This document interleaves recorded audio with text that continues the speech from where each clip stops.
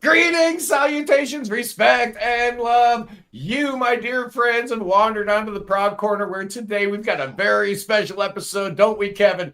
We absolutely do.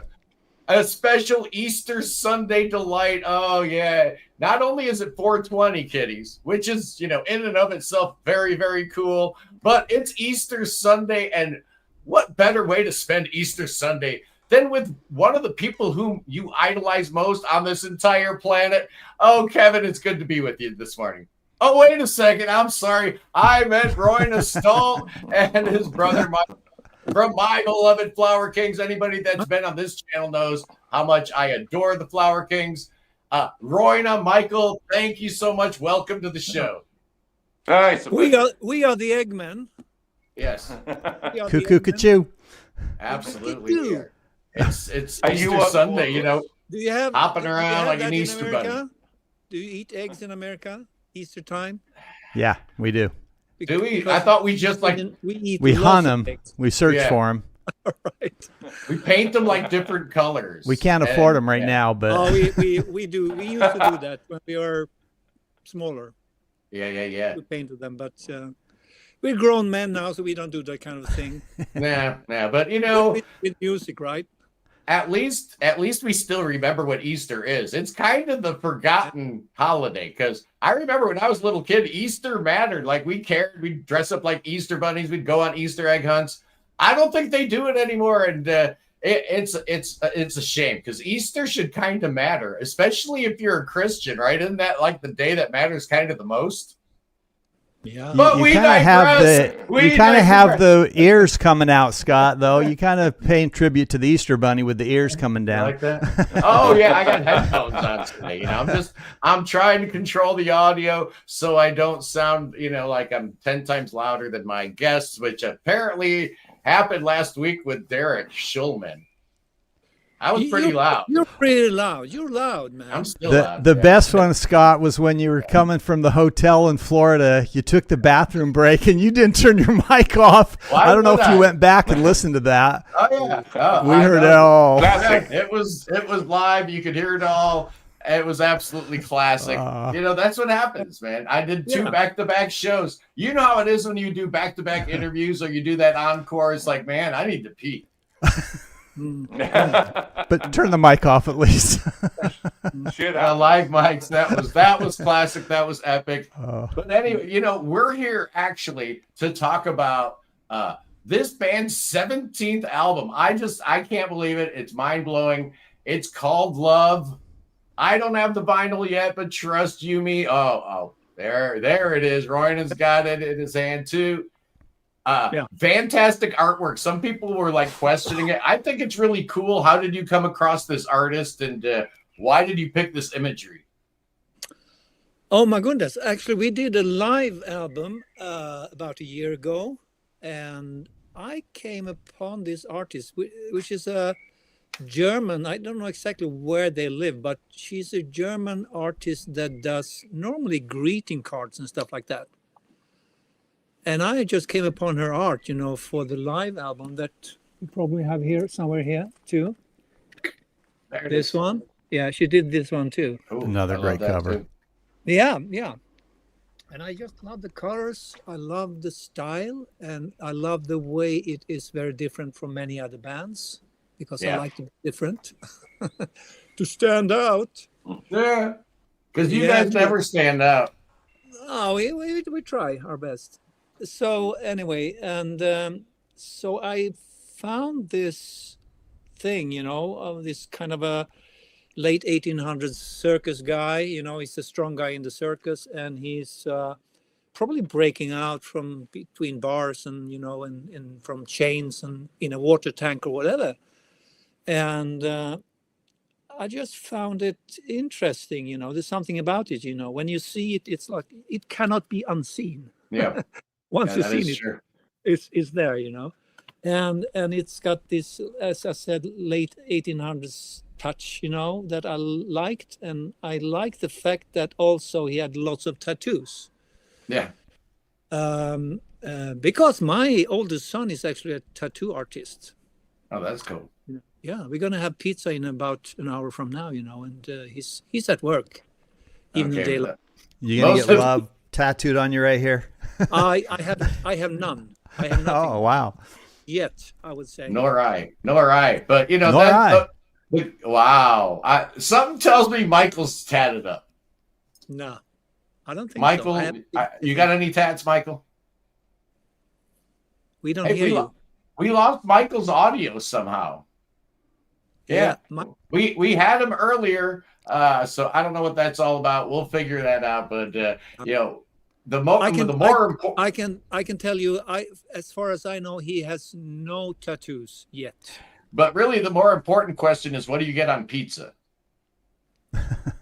What do I get on pizza? Yeah. Well, my wife were asking me, "What do you want? What kind of pizza do you want?" I don't eat pizza that much, So I think I went for a whatever, maybe some kind of a veggie or little bit of this and that. I don't know what's on the veggie pizza these days, but I take a chance.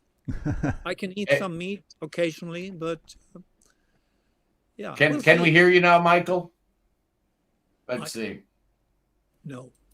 Maybe try unplugging it and plugging it back in your mic. He's muted himself. Yeah. We could hear him great during the pre-show, and then boom, that's how it goes. Microphone, there's like a cross over the microphone. Yeah, he's muted himself somehow, but he'll figure it out. He's a big boy. He'll figure out how to do that at some point. Yeah. The more room for me then. No. Absolutely. Oh, now he's sideways. All right. It's all going. Excellent show today, boys and girls. Glad you could be here with us. And tune in next week when we've got. Okay, he's still yeah. I feel bad for him. It's like it's like those astronauts lost in space, right? You feel bad for him. Yeah. And there he is. All right, he did the right thing. The right thing. His audio will be 10 times better. He'll be all right. But, actually, we've not only got a super cool new album, which I want to talk to you a little bit about in depth here in a little bit, but a really super cool tour with some dude named Neil Morris that a lot of my followers probably know. What's the deal with that? When's the tour start? I guess it starts in Stockholm, right? It starts in Stockholm, right? Yeah, like in a very nice theater. We played there before. And I actually played there also with Neil. Came to Sweden to play a few solo shows maybe 5 years ago, and he asked me to come down and play a few songs with him.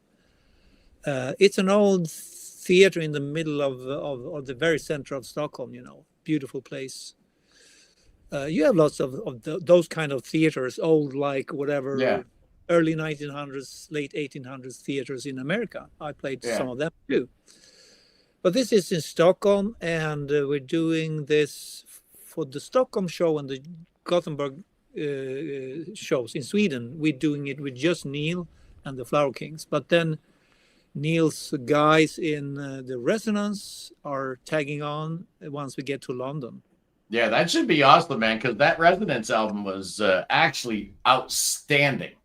Very, very good. Really, really good record. So and you know what? People will want to know, are you going to sneak one Transatlantic song in there with Neil, even at any level? Oh, well. Let it be a surprise if it does. We not? Yeah, there you go. That's what I'm thinking.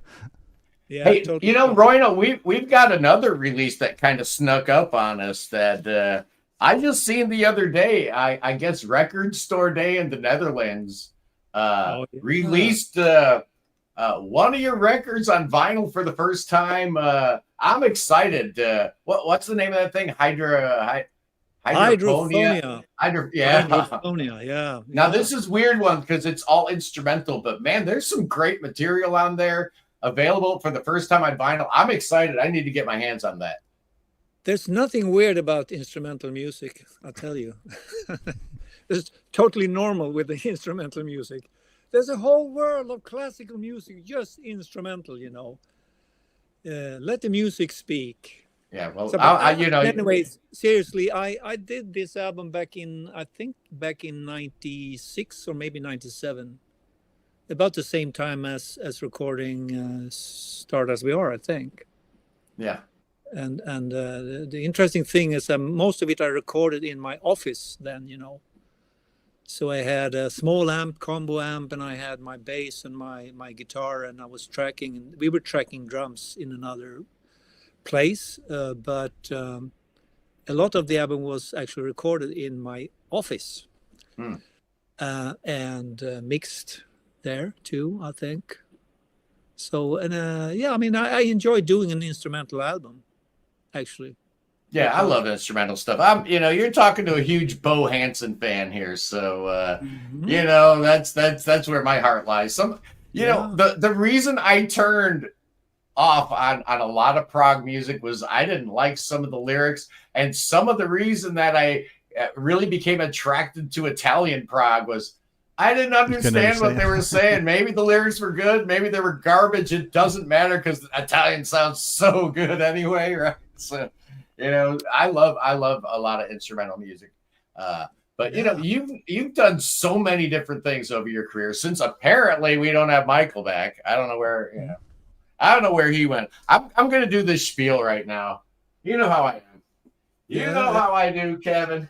You know the drill. Thank you for being the Flower King, man.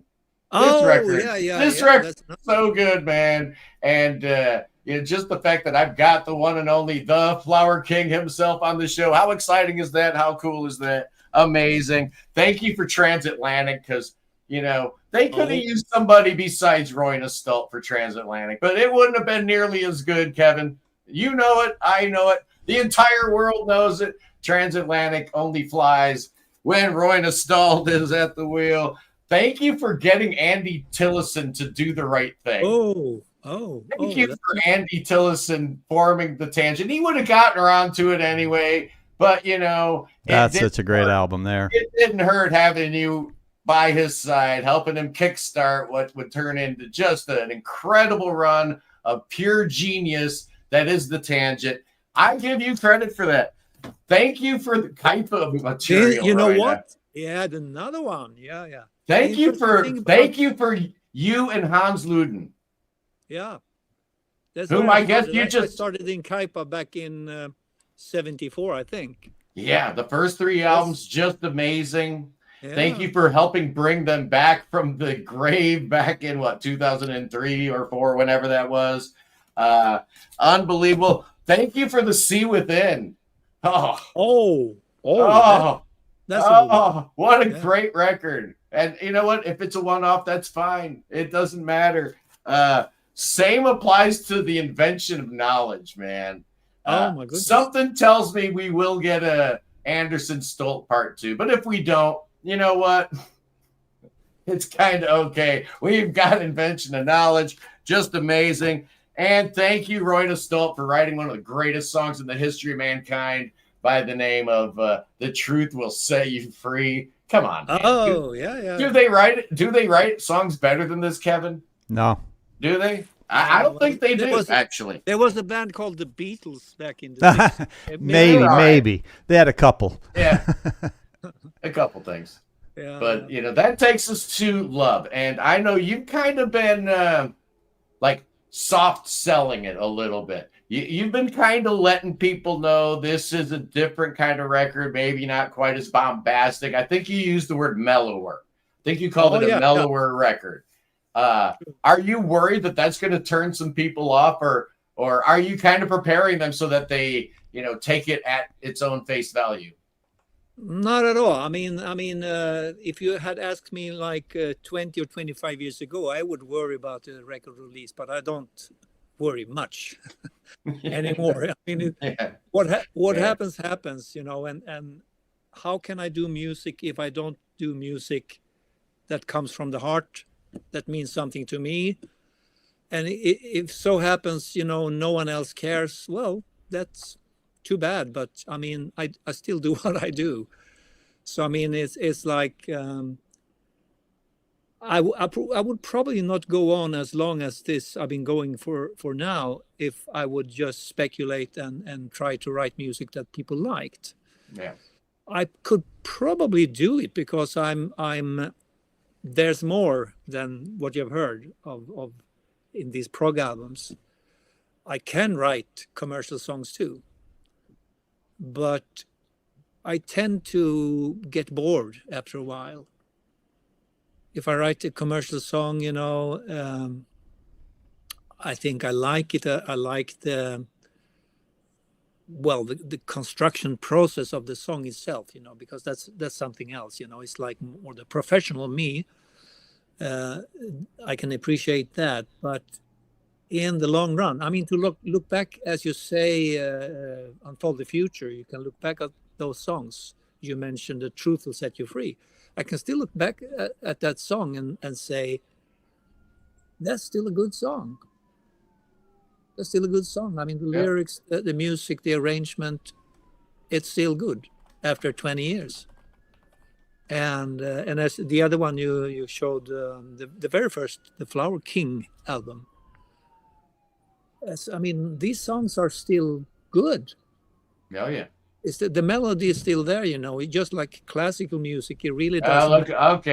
Looky here. Looky what Kevin's got up on the board. This is just the Flower Kings.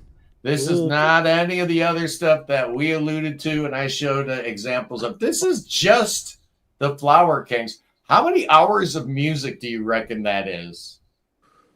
Oh, I don't know. That's got to be like, if you include like the bonus discs and stuff, Roine, that's got to be a full day, right?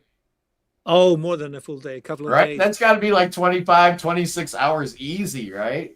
Because you get double albums and triple albums. I know. I apologize. It's all your fault, man. Yeah. But that's an impressive discography right there. Because honestly, the thing, it's a great discography when like you get like 20 fans of the Flower Kings together and ask them what their top 3 records are. Nobody's got it the same. I know. Everybody's got something. It's like, what?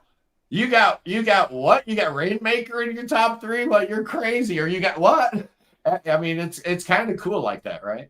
I think it's very much depending on where you enter, the point of entry. I mean, I could make let's say someone like Michael, my brother, he loves U2, and I love U2 also, but I didn't love U2 in the beginning. I thought they were okay, and then I, very late, maybe 5 or 6 albums into their career, I started listening to U2. And they had one album that they gave away for free. And then there's another one called How to Dismantle an Atomic Bomb. Right.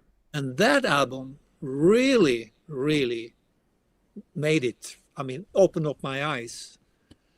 But if you speak to diehard U2 fans, they say, oh, no, that's okay. Right. But listen to the whatever, Unforgettable Fire, or whatever, the Boy or something like that. Is that way we find that all the time, right? Yeah, every countdown we ever do, the #1 album for somebody is usually the one they kind of got into the band with. It just has memories for them. For me, I have to say, speaking about the Beatles, I would say I like the first Beatles albums. I probably heard Please Please Me, the first one, but I like them, and I like them a little bit better. But when we get to the point of, let's say, Revolver, maybe Rubber Soul, Revolver, and Sgt. Pepper, and then the White Album. Yeah. Come on. What an album. So we got some questions, Roine. You want to answer some questions from the Peanut Gallery? Let's see here. We had there was a couple good ones here. Somebody was asking about your favorite Swedish band. My favorite Swedish band. Oh, there we go. It was Christopher. Of course it was Christopher. Oh, he even answers it for you. What's the best Swedish band of all time? And why is it Moon Safari? I'm very sorry, Christopher. But I think my best Swedish band would be a tie between ABBA. Nice. Made in Sweden. And Samla Mammas Manna. Oh, yeah. There you have it. Samla Mammas Mama. Jeff wants to know favorite Yes album. Oh my goodness. Maybe Tales from Topographic Ocean because of the scope of everything, the four sides. The one album I listened to most was Topographic Ocean. Going You for the just One is a wonderful album too, but a very strong second side. But I think Topographic Ocean as a whole. if Scott didn't love you before, he loves you now. I already knew the answer to that one. Oh, I knew what Roine would say. Close to the Edge is a great album too. Yeah. It's their masterpiece. I mean, when people say what's the greatest prog album of all time, it's Close to the Edge. It absolutely is. But what's my favorite? It's Tales from Topographic Oceans. I just can't stop listening to it because of its imperfections, because of the things like Louis Nasser saying how dare he going on Sea of Tranquility and saying that Steve Howe's out of tune throughout side one of Topographic Oceans. Just because you got perfect pitch, don't tell me that nonsense. It's the imperfections that make it absolutely stunning and great for me. And just hearing Alan White stumble and fumble and trying to figure his way around the band, imagine being new to Yes in 72. Oh, Bruford just left. Oh, here you go. Here's this beast. It's called Yes. Have fun with that. It's about the melodies, I think, and the inventions, the melodies, and trying new things. That's what's attract me to an album like Topographic Oceans. And it's all about melody with the brand new album. And it took me a minute because I'm used to the bombast, right? We're used to hey, I just said that the 30-minute long The Truth Will Set You Free is the greatest thing ever written.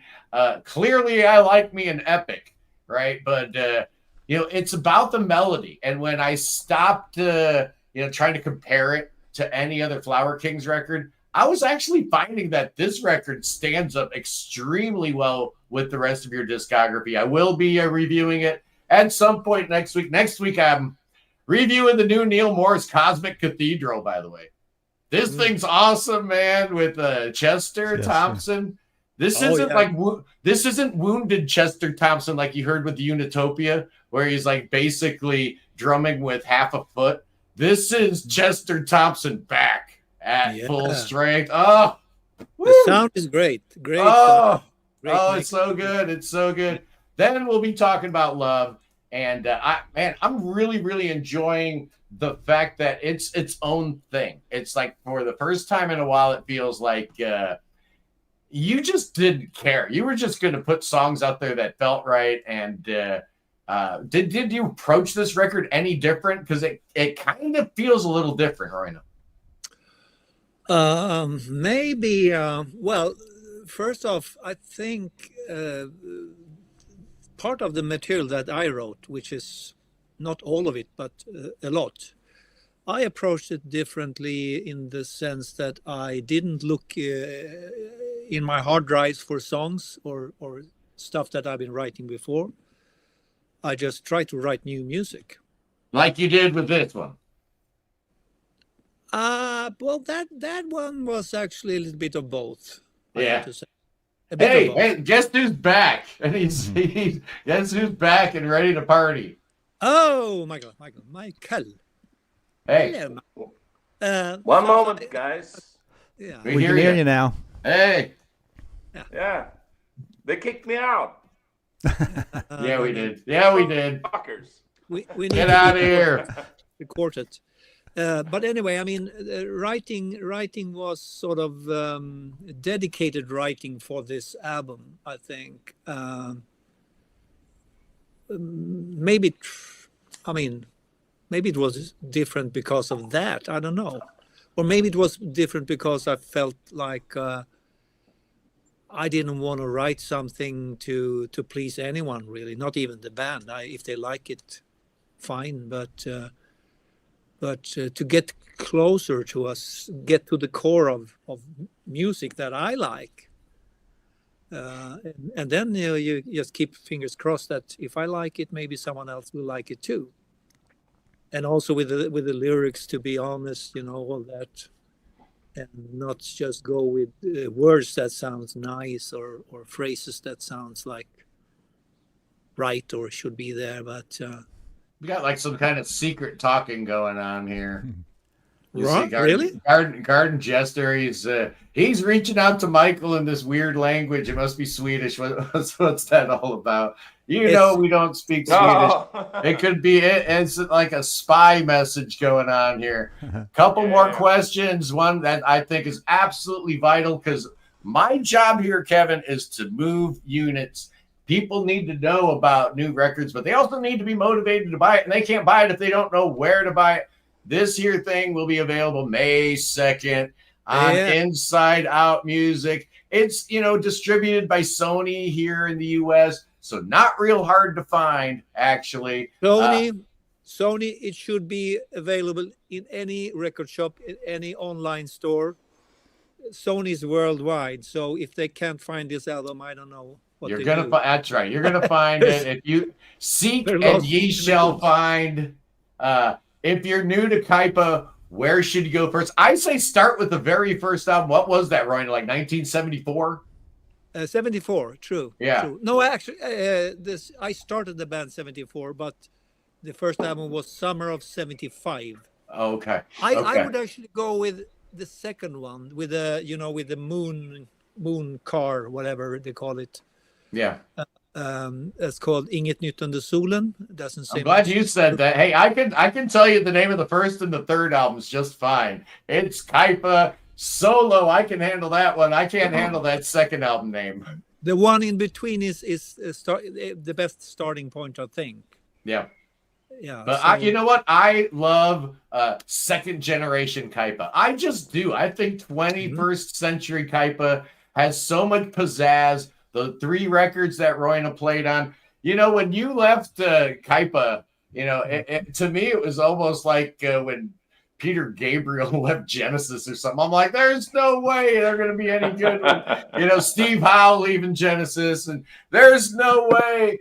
And then I find out it's the dude from Scar Symmetry. I'm like, what is Hans drinking? He's smoking some of that good stuff. I think it's works. fine. I think works. the guy from Scar Symmetry is a good guitar player. He's amazing. He's amazing. I mean, he is. I think it's awesome. just about. I think the other albums is not one person writing all the songs. Yeah. So I think the strength of Kaipa back in the day in the 70s was that both me and Hans were writing songs, and also for the whatever. Notes from the Past and what's the other albums?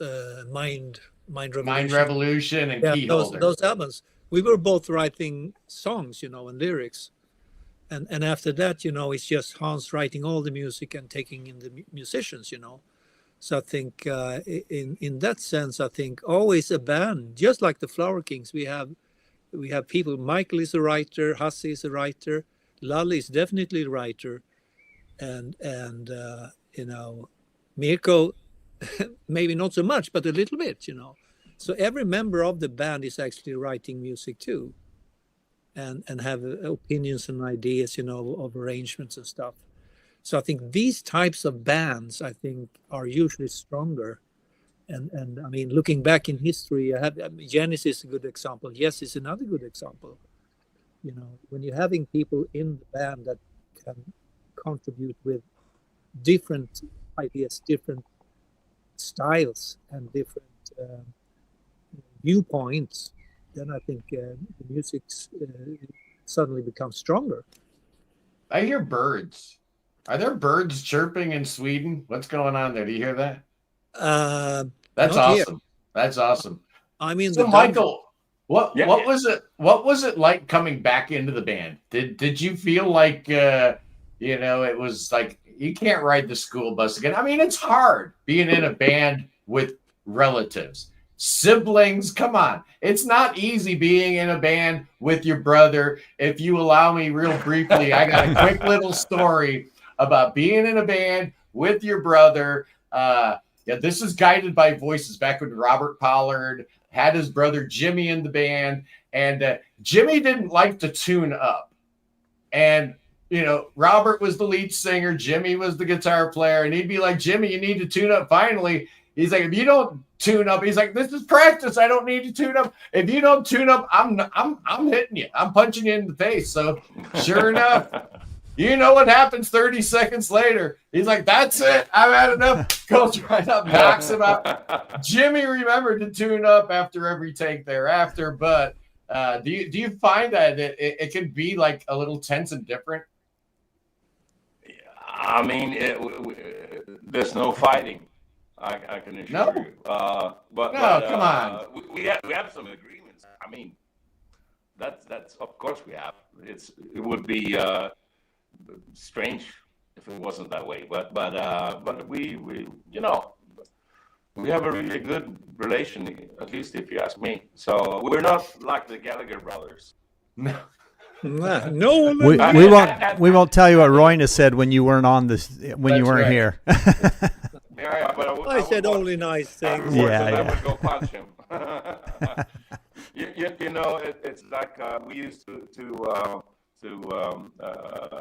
joke a little bit about it, that we are like the Gallagher brothers, and then of course I am Liam. It's obvious he's Noel. I'm Liam. Oh yeah. But I think it's not that way.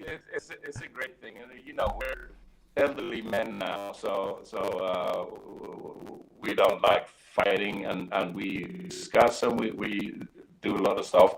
And what you were saying earlier, coming back to the band, I didn't see that coming actually, but it turned out that way. And of course, I mean, the Flower Kings has always been very close to my heart, and I really liked the band all those years. I didn't play with the band, but coming back, maybe in the beginning, was a little strange. Huh. Yeah. He's having some kind of signal issues, but I think what he was basically alluding to is that coming back into the band was the worst experience he's ever had. Oh yeah, totally. That he regrets every single minute of every single day that Steve Hackett called Jonas Reingold up, took him out of your clutches, made the bass chair available, and made his life an absolute living hell. Something like that, right, Michael? Can you hear me now? Yeah, but you sound like Darth Vader. Yeah, you're the robot man. Okay. Domo arigato, Michael. Yeah, it's cool. All right, somebody wanted to know if they were new to the band, where should they start? That's always a good question. I don't know if asking the band themselves is always a good idea, but let's do it anyway. If you and you probably meet people all the time.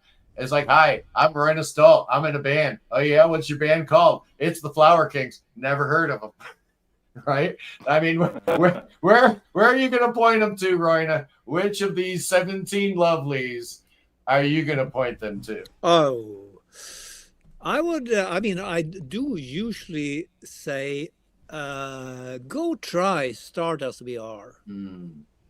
It's it's a good starting point, I think. If you like it, you probably like the rest. If you don't like it, go search for something else.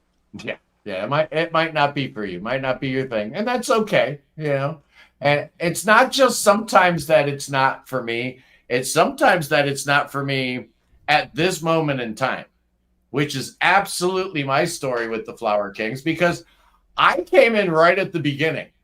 And I was so excited, man. I was so excited for this band called the Flower Kings that I'd been reading about on these, message boards on the nascent thing called the internet and whatnot. And got back to the world of adventures, and I was 100% nonplussed. Mm-hmm. It was like, all right, it's okay. It wasn't the band for me at that time. It took me a couple years later. It took me until I heard the first Transatlantic album. And then I'm like, oh, wait a second. Now I can go back and listen to Spock's Beard. I can go back and listen to Flower Kings. And wouldn't you know it all made sense now. And I'm like, oh man, I was an idiot. Why didn't it click for me? Because it just wasn't the right band at the right time, you know. And I think that's a lot of it too, is you know, catching somebody on the right day in the right frame of mind. And I think Stardust UR is the right call, actually. What do you think, Michael? Can you chime in, or are you still in robot land? I don't know if you hear me. Yeah, we hear you. Okay. Where would you point somebody to, a newbie to the discography? Where would you send them? That's a trick question, sort of. You know, I would suggest some of the early stuff, but maybe I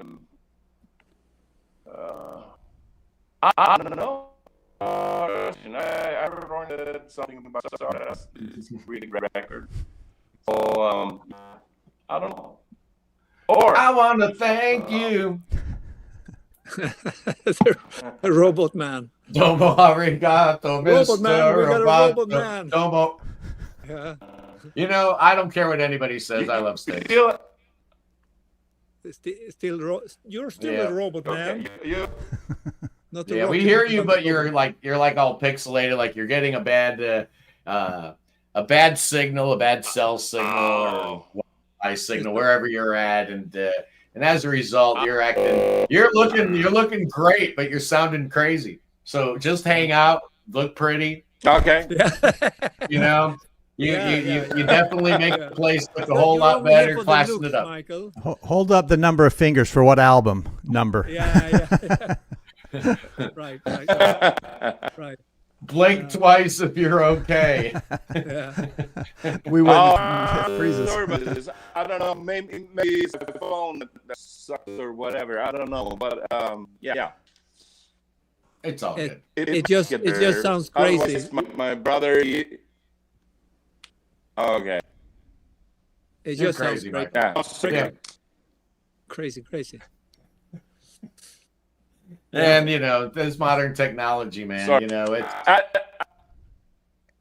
it's all good, Michael. We love you. Okay. We can't really make you out, but that's all right. It is kind of funny watching you squirm. That's good entertainment, right?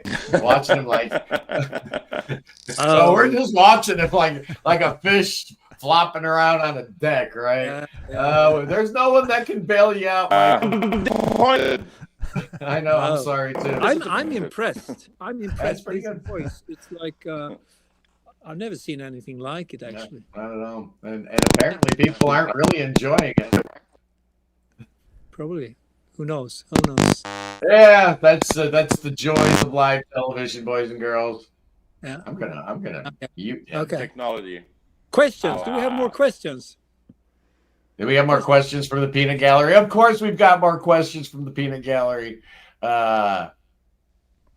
Somebody talking about Transatlantic. Oh boy.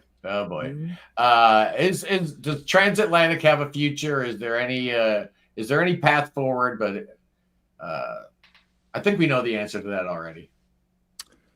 Oh, you mean if there's a future for Transatlantic or that kind of thing? Yeah, I think that was the gist of the question. You never know, but for now, I think it's all the members of the band are really busy with other stuff. So I think it's like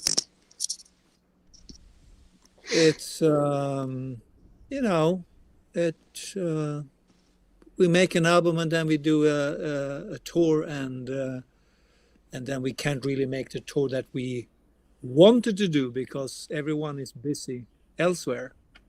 So I think that's the big problem with the band, actually. Getting together.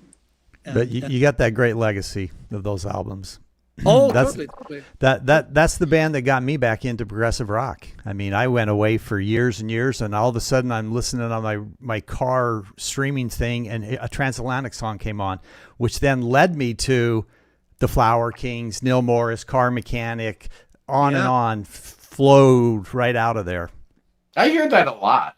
Nathan on Shuffle talks about that, where from Transatlantic he then went back and discovered all these other bands that the members were in, and I think that's kind of a common refrain. Yeah, so I mean, Prog Radio would not exist had there been no Transatlantic. I'm pretty sure.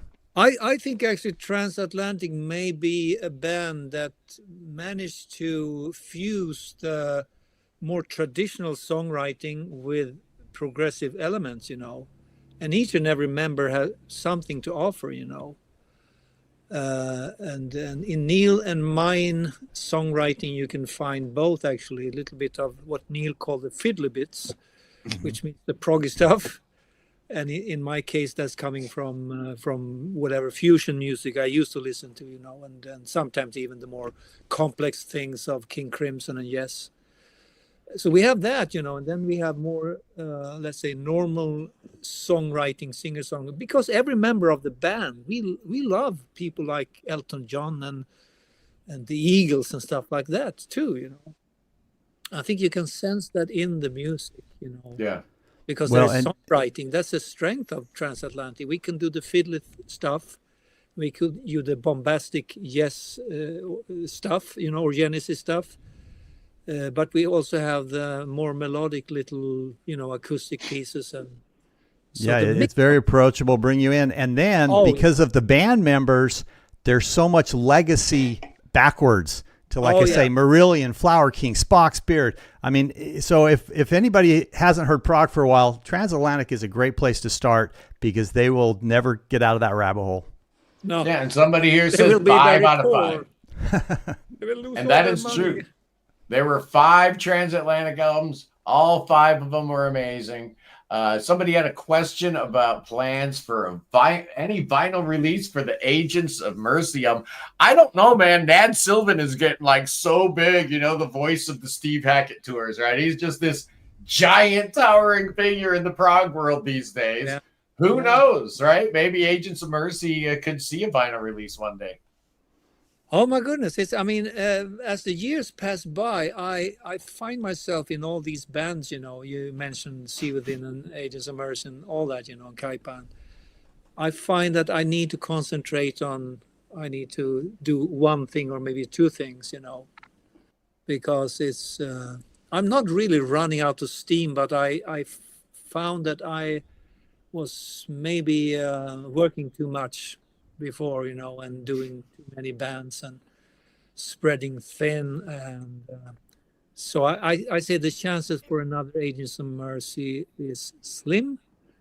And now with Jonas in Steve Hackett's band and Ned in Steve Hackett's band, almost all of Agents of Mercy is in Steve Hackett's band. Steve Hackett, you stole it. Exactly. Why did you do that, Steve? He's No, but like that. seriously, I think chances are slim Yeah. right now. Was it hard Have to work you, with John? Yeah, have you and have you talked to him recently about working a little bit more on the follow-up to the amazing invention of knowledge? Oh, I mean, probably just maybe 10 days or so. I mean, he sent me stuff, and Really? Because he's super busy with that Band Geek stuff, right? No, but that doesn't stop him from doing other things, He's 80. It should. What are you talking about? That cat's even 80. 81 or 82. Yeah. That doesn't matter really. 81, I think.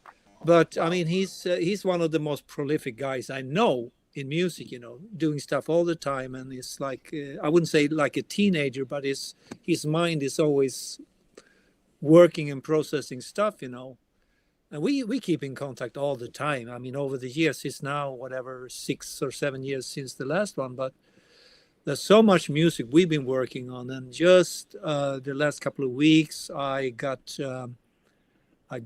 drum tracks from. Let me see, the drummer used to be in Jethro Tull, Don Perry. Oh. Yeah. So he was tracking drums for a couple of songs, and I think I'm gonna push forward and try to make this album happen soon. Nice. And I mean, there's plenty of good songs. There's one song he wrote together with his son. John wrote together with his son. A really kind of commercial song, but at the same time, kind of a ballad. Radio friendly song, I would say. John can do that. Hey, we've got Barry Robinson in the house. He's none other than the guy from Classic Album Review. I put him in my top 10 best hair on YouTube. He has no hair. That's how awesome this guy is. Very good to have you in the house. He says he's got the new one on order as well. You should. It is absolutely amazing. It's a fantastic record. Loving it a whole bunch. Yeah, that is really, really good news about working with John. Did you listen to that True album that he put out with the band Geeks? I did listen to not all of it, but a lot of it, and I think pretty good, man. I mean, how's he doing it?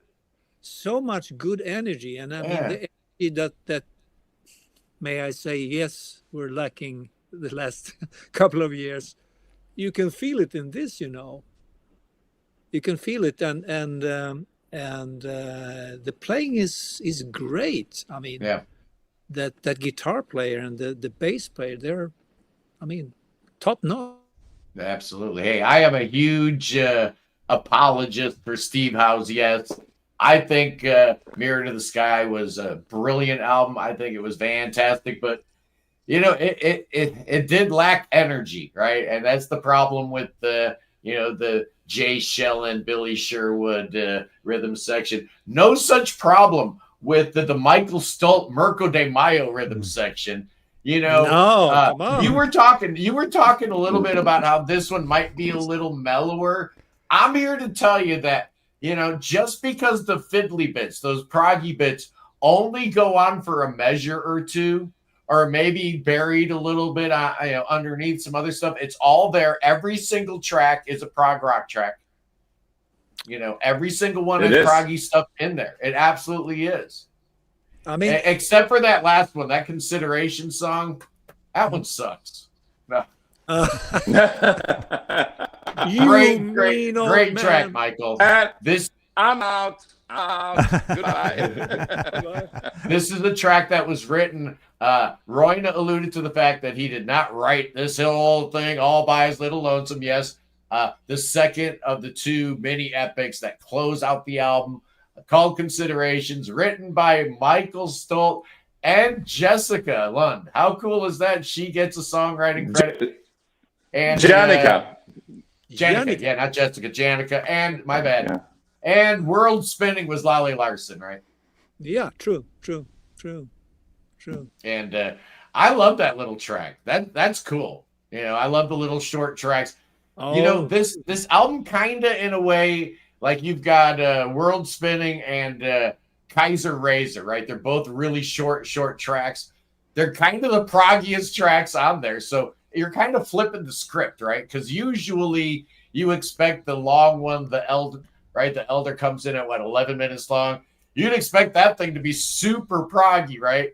But actually it's the 2-minute song that's the proggy one, whereas the Elder is just a beautifully crafted song that just happens to be 11 minutes long.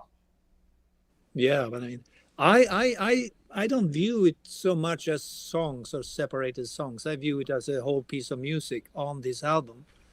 And if you're thinking that way, and you said, well, album being a little bit soft, yes, it's a little bit soft, but truly, I mean, even bands that could be kind of brutal at times, like King Crimson in the mid-70s, they had all these full-on assault, distorted guitars and wild drumming, but then they had very soft pieces of music also, with just a little bit of tingling of bells and some swelling guitars, you know. And so I think progressive rock in history has elements of more like a wall of sound, big orchestral thing, but also has these elements of nice. And I would say the mother of maybe a bit of progressive rock, which was the Beatles' White Album, had that too, you know. It had Helter Skelter, but it also had all the nice acoustic guitar ballads with just John Lennon and acoustic guitar, or Paul McCartney with I Will, or you know, whatever the Lennon songs were. And everything. Yeah, I mean, and it's got the bluesy stuff, and it's got the instrumental, spaced out stoner stuff or whatever. So I think in this album, the Flower Kings album, I feel that we try to incorporate many different styles of rock history, and not necessarily rock and roll, because we're not really a rock and roll band, but we're rock and progressive rock that borrows from classical music, from blues, from soundscapes, whatever. Tangerine Dream at one point, and could be a rock and roll band. The Allman Brothers another time. Lots of my guitar playing is really more inspired by, let's say, Duane Allman than Steve Howe or Steve Hackett, to be honest. I think the Allman Brothers were more progressive than a lot of quote unquote prog bands. They're probably more progressive than Starcastle. We play if you really want to break it down, if you really want to break it down, the Allman Brothers are probably more progressive than Starcastle. That's going to ruffle a few of my Ameriprog brethren. Nothing against Starcastle. I love Starcastle. They're amazing, but how progressive actually were they? And that we get into that debate all the time, and that is why I don't want a band's albums to all sound the same, right? That's why I'm glad this record is a little bit different, and it does kind of sound like you were just writing whatever, and that's why I'm a little surprised that you're kind of viewing this as a whole, because it just kind of sounds like really good songs that fit well together. There's a couple callbacks, right? You've got like on Walls of Shame is obviously like a reprise to The Burning Both Edges. Great song, by the way, man. But you're actually thinking this should be digested as a singular piece as a whole. True. Yeah. I love that. Definitely. Some people just look at my sound. Sorry, go ahead. Is my sound fishy? Yeah, it sucks. You can't hear me? Oh, yeah. No, you're terrible. Still the robot voice. The robot. You're fired. The robot guy, but yeah, the robot guy. Is that what happened the first time? A robot guy, Every band's got one, and they're going to sample some of this and put it on their next album. It'll be awesome. Yeah, it's always the bass player. Is it? Yeah, it is always. Jeff wants good at sign language. Jeff wants to know why the title Love. Where did that come from? Was there some big meaning behind it? Because somebody else earlier pointed out a couple other albums that were called Love. The Beatles had an album called Love. Cloud Cult had an album called Love. I'm sure there's a band called Love. You know what? All you need is love. What's the premise there? I mean, what do you think is missing today? I mean, you turn on the television. I don't know about America, but we turn on the television here in Sweden, and all we see is war, conflicts. People can't get along, Every leader, whatever being the leader of Israel or being the leader of Russia or America, everyone thinks they are the biggest thing there is on this planet. And they know everything, and they have the right to do whatever they want to do with other people. So sorry about this. That's what I did. This will get me all the hate mails. But No, honestly, and try a little bit of love, and Beatles knew it all along. They knew it back then, in the late 60s. So yeah, true. All you need is love, because if you have love, how can you treat someone bad if you love the people? And I'm not speaking about love between man and woman, or man and man, or woman and woman. That's fine, but I'm speaking about more universal love, Yeah. The Burt Bacharach version. What the world needs now is love, yeah. Oh, exactly. Burt Bacharach. And we had a few people in the comments talking about what apparently there you go, Mike. We appreciate that note. Mentioning that Space Revolver being their favorite Flower Kings album. I believe that's where Roine is crooning out what the world needs now. Right on. Love, sweet love. Yeah, I think we get your version of that in Yeah. in that album. So I kind of agree. Yeah, I love it. But I would have to say, if a gun were put to your head, Kevin, what would be your favorite Flower Kings album? I would say Space Revolver, Unfold the Future, and probably Banks of Eden. I just think that I love was it. quite epic. Oh, I love Banks of Eden so much, man. Those That's three. epic. Oh, the epic. And the new album. The new album is spot on for Prog Radio. I mean, fits our station like a glove. Nice. It's Nice. unequivocal for me. It's a straight up the sum of no evil. To me, this is just absolute, utter, sheer perfection. It's everything I love about like Garden of Dreams and Stardust You Are and all that stuff, but just kind of put into a little more compact form. It's just amazing. I love it. And you start the album with One More Time and Love Is the Only Answer. Come on, my favorite. Absolutely. Yeah. You got a favorite one, Michael? Robot Michael, can you write down? Write it down. Yeah, I think we got his answer already. What is your favorite Flower Kings album? He will write down. He's gonna write it down. He's gonna write it down. Because I think we tried one of my favorite album used to be Stardust VR, and these days I don't know really. Yeah, I mean, it's still a good starting point, I think, though, right? Oh, totally, yeah. But we're talking about something different. We're talking about now. Do you think your favorite is? That should be different, right? All right, let's see what Michael's is. Yeah, yeah. Yeah. That's a big puzzle why you picked that one. Oh, right. Yeah. Good one. Good call. All right, Roine. Your tastes have changed. You once said it might have been Stardust. What do you think it is now? Sorry, I didn't get that. Enough time for thinking. What's your favorite Flower Kings album right now?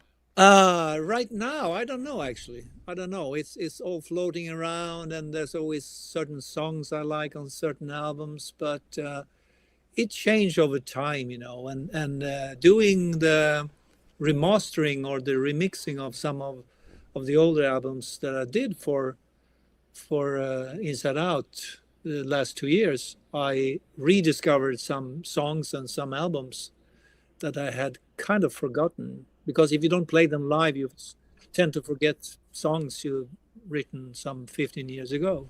Oh yeah. So I sort of I appreciate a little bit more certain albums and certain songs that I had sort of forgotten. It's so much music. It's but I do like the early albums like Retropolis, Back in the World, Stardust.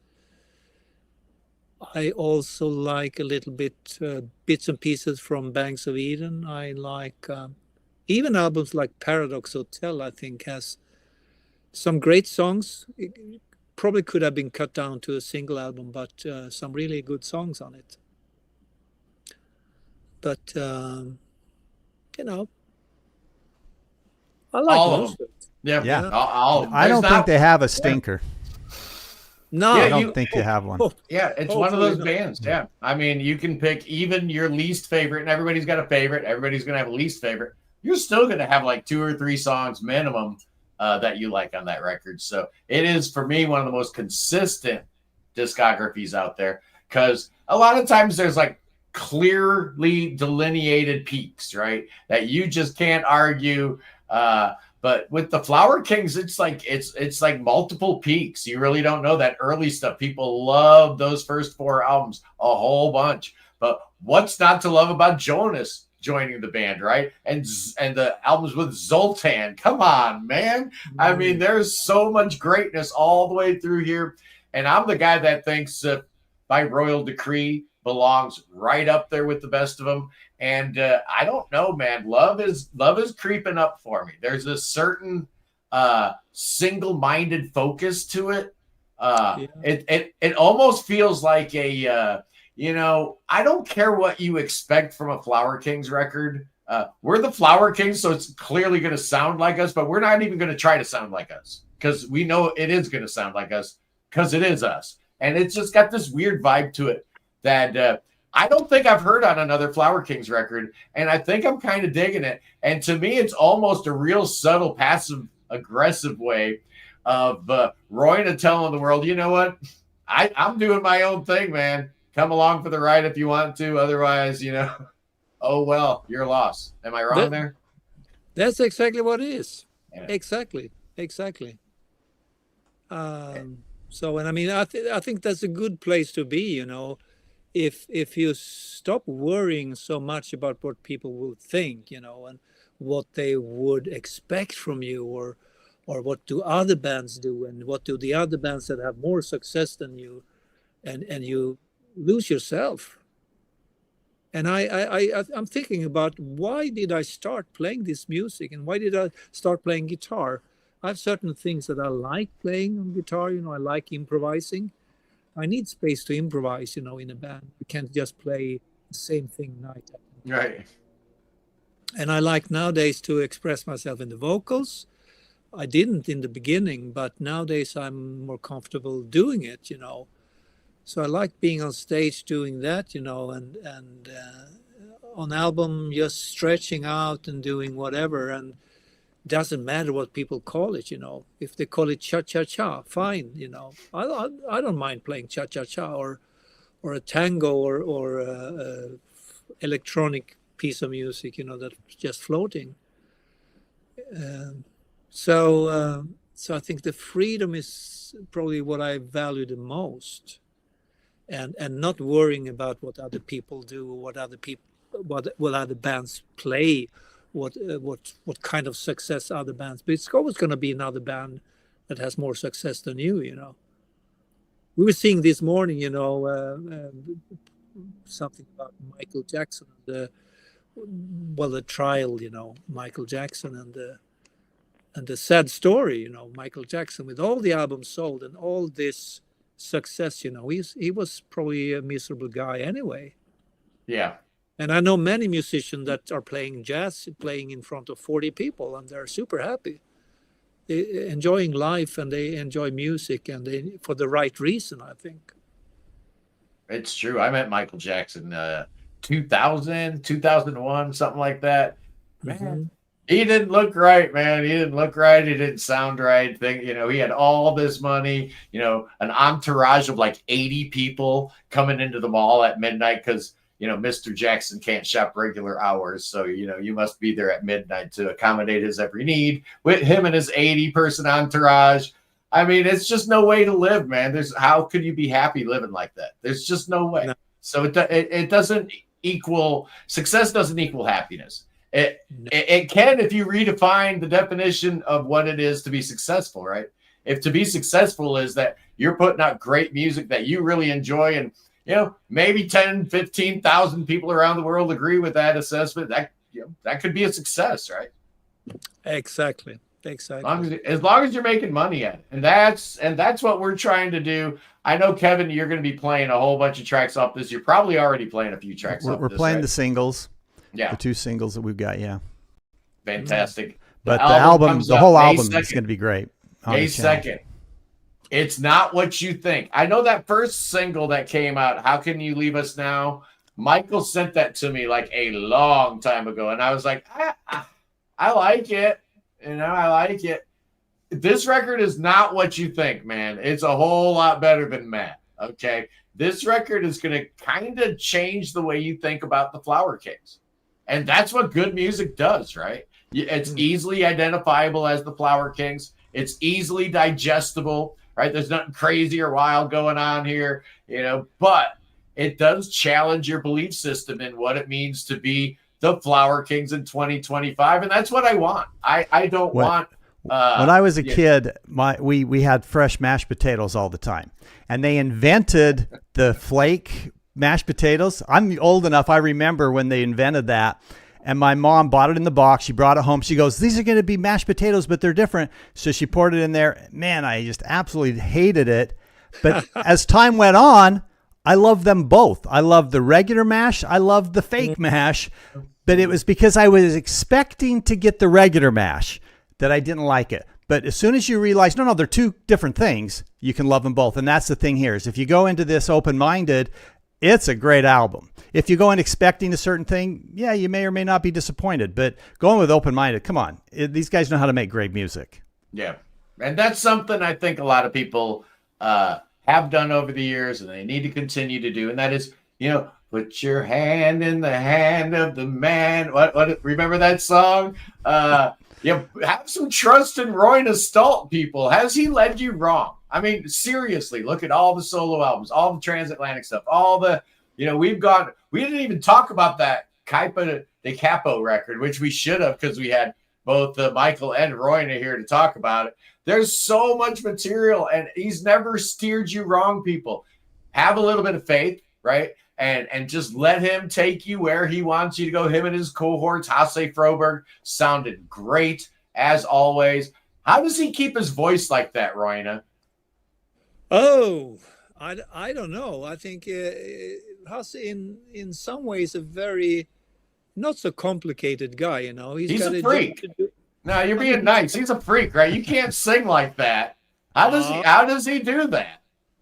Well, I don't know. I remember drafting him, in the very beginning. I think we actually had an offer to go to Canada and possibly to Los Angeles and play, American continent the first time, And I felt that I couldn't really sing the songs, And Hasse has been guesting on the first album. Right. And so I called him up and said, well, how do you feel about maybe coming, and playing with us in Canada, in Los Angeles? And I said, by the way, you're going to play some guitar too. No, I can't do that. I said, yes, you can. It's not complicated stuff. I mean, you whatever you can do, you play some guitar, you play some tambourine, and you sing. And he looks cool playing left-handed. Let's be honest. Oh, totally. Come on. That's part of the appeal of having him next to you on stage, right? That always looks awesome. Yeah. I mean, the thing is, Hasse always deliver on stage, always, every time, every day. Hey, we got the lead singer of Asia in the house, guys. Harry Whitley, we love you. We are so excited. I hear the shows in Japan went amazing. You guys are just killing it. Keep doing what you're doing. So excited about the future of Asia. Words that I swore would never come out my mouth. Oh, really? I mean, seriously. I am actually, unironically excited about the future of Asia. What a world we live in, Kevin. What a world we live in. So thank you for joining us. And Asia's big in Asia. Go figure. Yeah. Asia is big in Asia. Yeah. There was a band called Japan. They could be big in Japan too. That's right. With David Sylvian, Mick Karn, and Richard Barbieri. Oh, what a band. We could go on. Tin Drum and Gentlemen Prefer Polaroids. We could go on and on about Japan because I am a humongous fan. We didn't even touch on Joni Mitchell today, Roine. I was going to get your full and undivided take on the entire discography of Joni Mitchell because,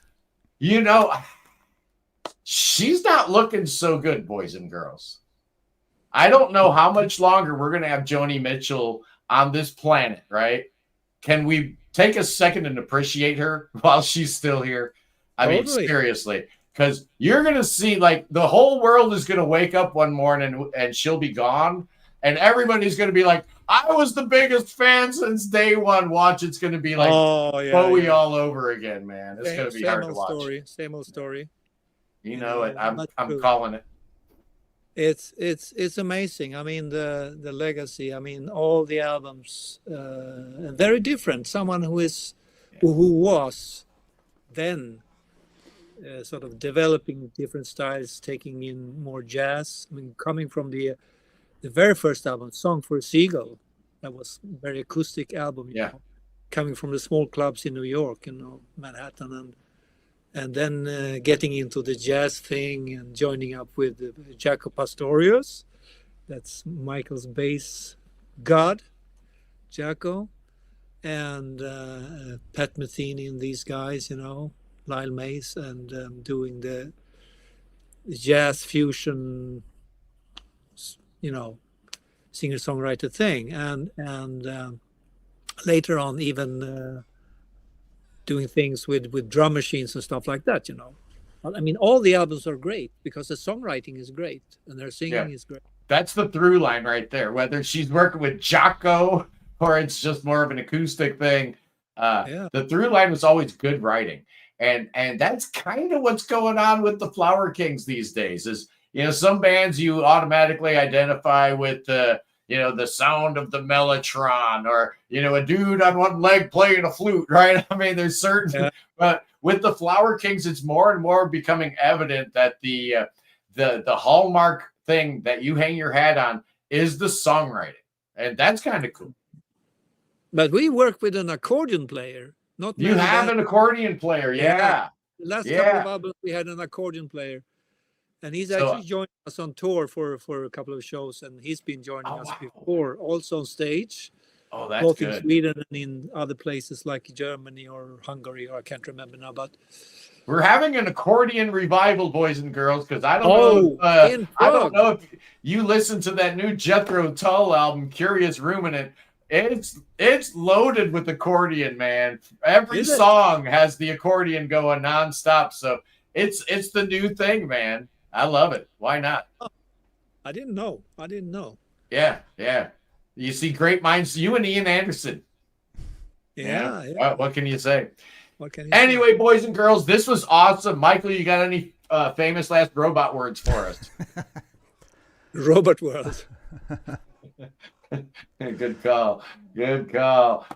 Kevin, as always, a pleasure. I'm guessing the hour before we went live, you were playing some Flower Kings material. We definitely were. Well, we were playing Roine stuff from all his bands, which was easy to fill up an hour of that. Not a problem at all. Hour. And then this week, it's coming, baby. We're launching it. So it's Third kind of channel? on with one little song on there, but it's probably sometime today we're going to flip the switch on our new channel.